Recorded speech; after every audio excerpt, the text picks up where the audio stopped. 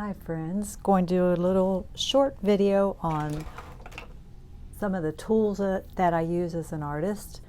On TikTok lately I've done a couple of videos where I showed some things and I had a few questions, and I just thought I'd do a short video and actually show you how I use some of these things. May not be very useful to you if you're an experienced artist. The thing, I probably don't have everything out here, I should, but I rounded up the things that I could think of. This you see pretty much every time I paint. This is called a view catcher. I just probably could not paint without it. I use this when I paint from life, not from a photograph. You can adjust it. I show this pretty much every time for your size canvas. It has some markings on it. If it doesn't have, say a 5x7 isn't on there, then I kind of eyeball it for the shape of the canvas. And I look through it. I look at my still life setup, or if I'm outside, I look at the landscape and I decide, okay, well, let's set it for an 8x10, for example. That's an 8x10. The first thing I do is, like say I'm outside, and it can get overwhelming when you're outside. You look through it, you look around, find something you like. Maybe there's a barn you want to paint. You know, you look through it and set it up. Put your barn, when you paint, if you draw 2 vertical lines and 2 horizontal lines, ideally your focal point is in one of those intersections. So I look through this and I try to set my barn up in one of those locations. It's my focal point, and I decide, do I want to look at it vertical or horizontal? What composition suits my canvas best? And then you look through this as you sketch that on your canvas. Because if you're outside and you're new to painting outside, you can get lost out there. It can just be overwhelming. For a still life, it works the same way. I mean, decide where you want your focal point. See what's pleasing to the eye. Do you want it horizontal or do you want it vertical? And use that to sketch your composition on your canvas. It's really, really useful. For photographs, if you paint from photographs, you can even take, I don't have one out here, you can even take an old, I'm blanking out here, a mat, and cut it.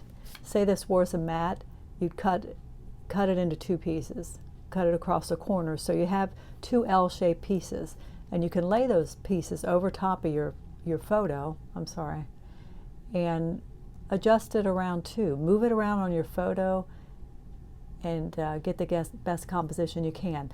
If I do paint from a photo, I photograph the photos and I put them on my iPad. Then I can zoom in on it. I mean, because it can be difficult to paint from a photograph. So I photograph the photograph and I put it on my iPad, and I can zoom in on it. I can edit it and crop it and get the correct composition. Okay, so that's that. Let's move on. This is not an uncommon thing at all. This is a paint tube roller. This is a nice quality one I ordered from Dick Blick. Let's see, it just says Tube Ringer. I don't see the brand on it.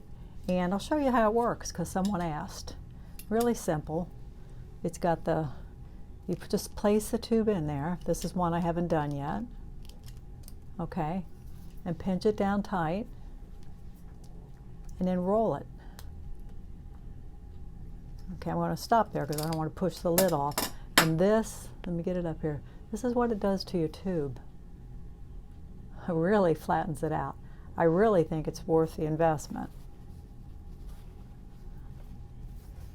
I've used plastic ones over the years, and I've seen all kinds of things. Some artists cut tubes open, they scrape every little bit out of there.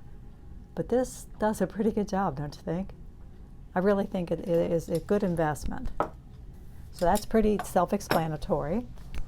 The next thing I'll show you, this is just something that I like. I have 3 different sizes of these. These are Catalyst by Princeton. This is the one I use the most. And basically I use it like you would a palette knife, except it's rubber and it's very, very flexible. and you've probably seen me use it on, if you watch some of my videos. You can actually paint right on your canvas and blend paint with it. You can scratch, if you're an oil painter, you can scratch into your paint surface and create like grass effects. I've got a very large one, and I've done whole paintings with these before. They're really fun. This is, like I say, is my favorite, and I think part of that comes from the fact that it tapers down more, and I like that. This one's a little chunkier, but just something to consider. I do use palette knives quite a bit too. I don't, once in a while I'll do a whole painting with one, but I typically just add details with them. I mix paint with them, you know, and you probably wouldn't do that necessarily with these. These are more a painting tool, but if you've not seen them, something to consider, something fun to use. I've got it, it's tucked away up there, but a big landscape painting I did one time. I did the whole thing with a big large guy, and it was really fun. So I thought I would show you those. This is something every artist should have, is a color wheel. You know, it starts with the primary colors, red, yellow, and blue. Red, yellow, blue. I mean, if you're not familiar with one, get one, carry it with you, you know, get familiar with it. Again, if you don't know this and you want to gray a color, you always go to the opposite on the color wheel. Say, I wanted to kill the intensity of a red. I would mix the next two primaries, which is a green, and throw that into the red. The green's the opposite on the color wheel, and that would kill the intensity of it. And that's how it works. So just a tool every artist should have. This is another thing I keep in my painting bag. It's a Tsquare.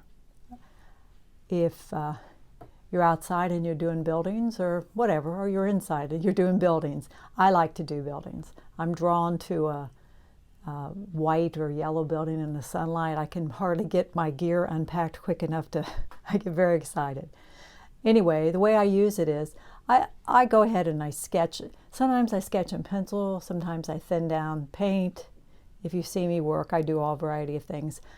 But it's a good idea, you know, if you set, I mean, I'm sure you probably know how this works, but if you set it on the edge of, I'm trying to find something I can grab here to show you. Once you've sketched in your building, for example, if you put it on the edge of the canvas, it catches the edge of the canvas like that.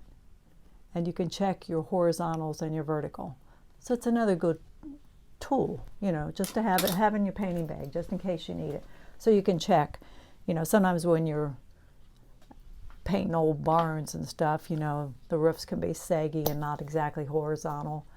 And that's, you know, part of the character. But anyway, that's a good thing. This is an unusual thing that I got as a gift one time. It obviously has a wire ball.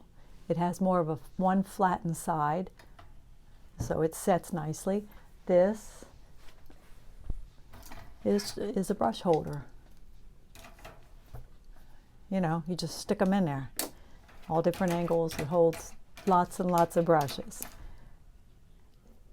You know, if you've got a place to set it, I obviously wouldn't take it outside, but if you're working inside and you got the table space for it, it's again another handy tool. So I just look around for it. I don't know where it came from. It was bought for me as a gift, but you could probably find it through, like I said, I order most of my supplies through Dick Blick.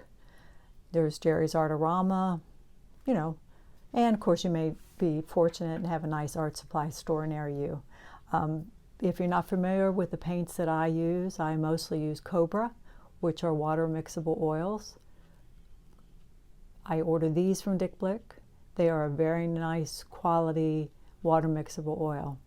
There are student grade water mixable oils, and I don't think they're as user friendly, but these are a little more of an investment, but you do get what you pay for. Next thing I'll show you, because we're talking about places to put your brush, this is a brush clip. It has 2 holes for brushes. It clamps, show you that's about the height of it.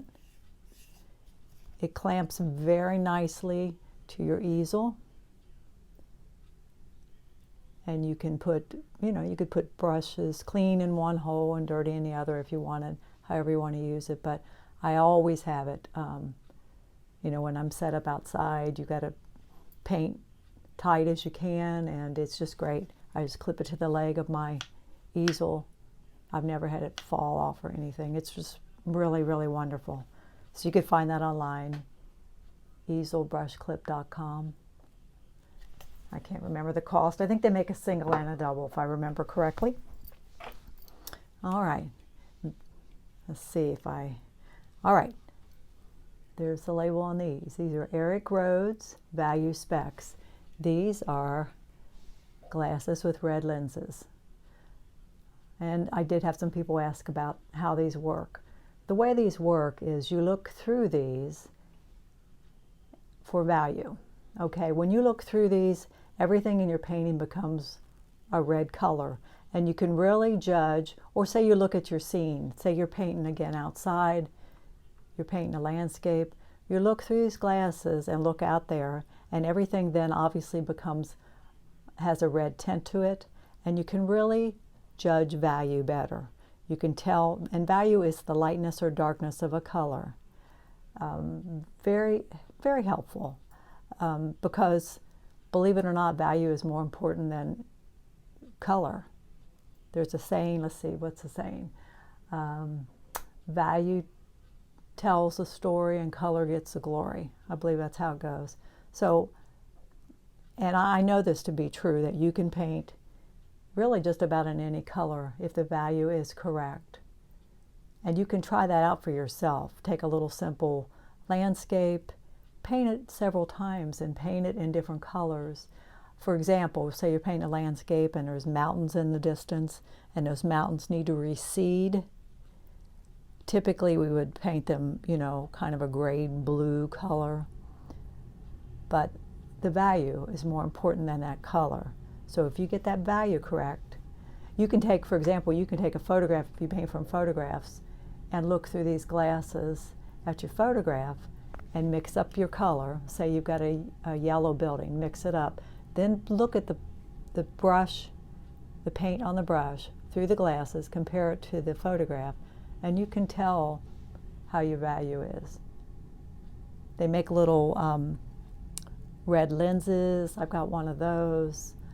I have a friend that gave me a piece of blue. It would work the same way. The idea is to get everything the same color. So again, let me show you I ordered those. I can't remember the cost, but I ordered those. Eric Rhodes is publisher of the Plein Air magazine, if you don't know who he is. This I haven't used a whole lot, but I think it's a kind of a cool little thing. You hang it around your neck. The strap that goes around your neck has measurements on it. And these three things hang on your neck. I got this in a gift last year and I need to use it more. So if you stick it, especially like say you're outside, you're trying to pack tight, fling this around your neck, you got your color wheel with you, you got your value scale with you, and you can look through these holes and compare the value that way. I hope you understand what I mean by that. This little thing has a grid, so you can help, again, they call it a viewfinder. You can set up your composition, where am I at? Through there too. That's who makes that. But yeah, I need to use this more, but I think it will definitely be useful when I'm back out painting again. And the last thing maybe for today, there's probably some other things around I haven't located. This is by EZL. It's a grid. It has 3 values on the top. What I use this for, I've used it outside. I've used it painting still lifes.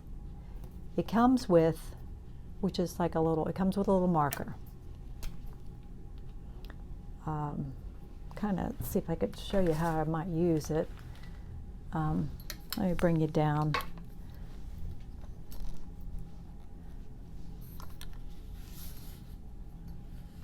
Okay, that was the still life we did the other night online.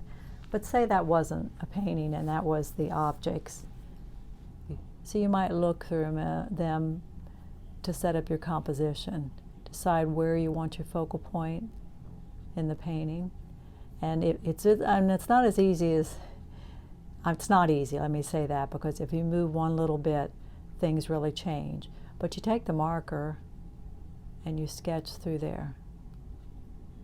Okay? And I have used this, I have sketched whole still lifes and then come over to my canvas, and you can then draw the grid on your canvas and transfer that drawing to your canvas.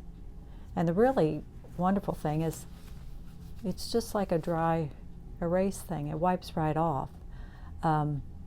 If you're outside painting, I know from experience it can be a little bit tricky. Say you're looking at a building and you're looking at the front of the building, whatever, we'll just kind of say you're looking at the front of the building, okay? It can be a little tricky sometimes to judge the depth of the building as it goes away from you. Just how far back it goes. Sometimes it's surprising, you know, you think it goes much further than it does. So, you know, and you can use it, you know, you can get this roof angle correct, hold it up against there and get that correct angle. You know, just, and again, I love this about it, it just wipes off with a paper towel. So I have, like I said, I've used it to set up still lifes. Every little movement it moves. It's not real easy. If you can rest your arm on something when you sketch, it makes it a bit easier. But I have sketched up, I've had still life setting here, and I've sketched up all my objects, and then I've gone over to the canvas and put the grid on the canvas. And very quickly, you know, you can transfer where those objects are placed onto your canvas. So that's again by EZL. I don't know if you can see that, artworkessentials.com. That would be where you'd order it from. A little difficult to see. All right, did we miss anything? I'm sure there's things I didn't show you. I can't think right now whether we missed anything or not.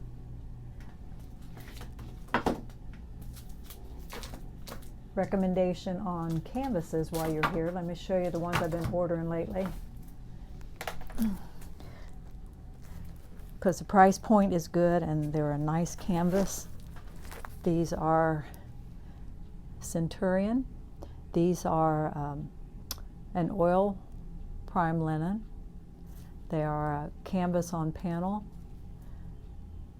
but you can do a screenshot of that if you want to hold it up. But check them out, bring them up online. I think the price is good for what you're getting. You don't have to, you know, put extra coats of gesso on them. I like them. I've been enjoying them. So, and I can't remember the price point on them, but again, seemed to me they weren't bad. But if you're new to painting, get cheap canvases. Get those cardboard panels. Get a bunch of those. I've said this before, but and just paint the hell out of stuff. You know, just set up simple still lifes and paint, paint, paint. You know, learning to paint's about brush mileage, and don't try to sell your work too quickly. I've said that before too, because you regret it sometimes when you get that out there and you look back at it and think, oh my God, I can do so much better now. So don't be in any hurry to sell. Take your time and learn, and but it's so fun and so hard, and I say it's humbling all the time because it's just great fun and very difficult, and you know, you never quite master it. So I didn't paint for you tonight, but next time. And frames, that's another thought. I order a lot of my frames from Franken Frame, Franken. They're out of Tennessee. They're nice custom frames. If you get onto their site, you can put in the size frame you're looking for and then scroll through their moldings and the price will pop up. I sometimes get into their clearance moldings. You know, I do a lot of little paintings like 4x4s, and I can pick those frames up pretty reasonable sometimes, very nice quality, but they pack the heck out of them. I mean, they just come to you perfect. But they really, I would recommend them, you know, Franken Frame, Franken. I think they're a family-owned company. But and canvases, I get most of my supplies actually through Dick Blick. Dick Blick's a good company. They back their stuff. They ship quick, so I would never pay for express shipping because you get it really quickly. And they will back it up if you have a problem. Raymar panels are fantastic, Raymar. They are not cheap, but they are wonderful. If you ever want to do maybe you want to do a portrait and you want it to be on, they're museum quality, archival panels. They have, check them out, Raymar, Raymar. They do run sometimes free shipping on holidays if you order a certain amount. I don't order them too often. Again, they're not cheap, but you know, again, with all this stuff, you probably get what you pay for. So I hope that was helpful. Please put in any questions you've got. I'll show you real quick here. Again, if you don't know, I have a giveaway going. Christmas night, I'll announce the winner. You have to subscribe to my channel, and then I have a video from a couple back that says giveaway 500 subscribers. You need to comment on that video. And let me show you here. The winner will have a choice of 3 different paintings. That one. These are all 5x7 original oil paintings. That one. Or that one. And this one I painted, the video is on here if you want to watch me paint that one. But get in there on that, you know, and we'll do another one probably when I hit 1,000 subscribers. And I appreciate everyone's support so much. I really enjoy this, and I hope you enjoy watching me. All right, I'll be quiet for now. If I think of some other things, I'll share them with you. But again, throw in any questions you've got for me. I'm happy to help any way that I can. And thanks for taking time out to watch. Y'all have a good evening. Bye-bye.